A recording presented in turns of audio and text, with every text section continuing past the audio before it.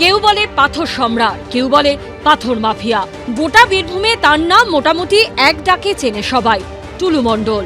জেলায় কান পাতলে শোনা যায় এই জেলার বিভিন্ন খনি থেকে তোলা পাথরে কার্যত টুলু মণ্ডলের নাম লেখা থাকতো। কারোর জো ছিল না তার নজর এড়িয়ে পাথরের লরি ক্রাশার থেকে নিয়ে যাবে। এভাবে একাধিপত্য কায়েম করেই বীরভূমে নিজের অপরাধ সাম্রাজ্য বিস্তার করেছিলেন তিনি। কিন্তু এই সাম্রাজ্য থুড়ি এই ক্রাইম সিন্ডিকেট টুলু মণ্ডল তৈরি করেছিলেন কি করে? স্রেফ এক ব্যবসায়ীর পক্ষে কি এত বড় সিন্ডিকেট চালানো সম্ভব? রাজনৈতিক হেভিওয়েটদের হাত মাথায় না থাকলে কি এত দাপট হতে পারে? টুলু মণ্ডলের উত্থানের নেপথ্যে কাদের কাদের হাত ছিল? স্থানীয় বাসিন্দা এবং বিজেপির দাবি টুলু মণ্ডলের উত্থান মূলত তৃণমূলের জমানায়। বিজেপির অভিযোগ 2011 সালে তৃণমূল ক্ষমতায় আসার পর অনুব্রত মণ্ডলের হাত ধরে উত্থান হয় টুলু মণ্ডলের। পরবর্তী সময়ে রাজ্যের অন্যতম বড় পাথর ব্যবসায়ী হয়ে ওঠেন তিনি।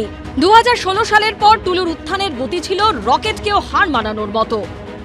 টুলু মণ্ডল খুব সাধারণ পরিবার থেকে খুব সাধারণভাবে উঠে আসা লোক। সেই টুলু মণ্ডল যেদিন থেকে তৃণমূলের এজেন্ট হিসেবে দায়িত্ব পেল, বীরভূম জেলার এজেন্ট তথা পশ্চিমবাংলারও এজেন্ট রাজ্য সরকারের, সেই এজেন্ট হিসাবে দায়িত্ব পাওয়ার পর পুরো পাথর সাম্রাজ্য তার হাতের মুঠোয় চলে এলো।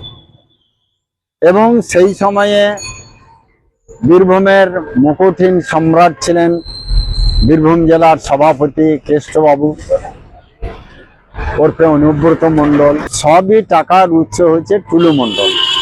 আসল মাথা কে কে এটাকে ধরা হোক। টুলু মণ্ডলকে নিয়ে বলতে গিয়ে নাম না করে অনেককেই নিশানা করেছেন কালীঘাট তৃণমূলের সাংসদ কল্যাণ বন্দ্যোপাধ্যায়।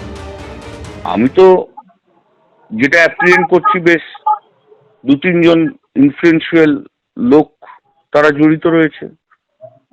তাদের মধ্যে প্রাক্তন মন্ত্রীও রয়েছে, কোন এক সাংসদ রয়েছে, বীরভূমের বাঘ রয়েছে, প্রাক্তন এমএলএ রয়েছে। তারা তো সব এখন ভালো তৃণমূল, ঋতুব্রত তৃণমূল আছে,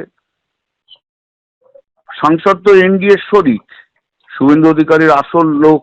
ধরুক তাদের। কে বীরভূমের বাঘ, কে তৃণমূল সাংসদ, কে প্রাক্তন বিধায়ক, কাদের দিকে ইঙ্গিত করছেন কল্যাণ বন্দ্যোপাধ্যায়?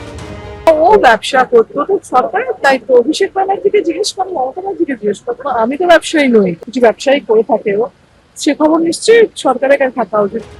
পিটিআই সূত্রে খবর, কেন্দ্রীয় এজেন্সি ইডি এবং আয়কর দপ্তর টাকা ও সোনা উদ্ধারের ঘটনা নিয়ে পুলিশের সঙ্গে যোগাযোগ করেছে এবং অনুসন্ধান শুরু করেছে। বৃহস্পতিবার ধৃত মৃণাল মণ্ডলকে আদালতে তোলা হলে সরকারি আইনজীবী বলেন, আলমারি থেকে উদ্ধার হওয়া সোনা সুইজারল্যান্ড, দুবাই থেকে আনা। পার্থপ্রতিম ঘোষ, আশাবুল হোসেন ও আবির ইসলামের রিপোর্ট, এবিপি আনন্দ। এবিপি আনন্দ, এগিয়ে থাকে, এগিয়ে রাখে।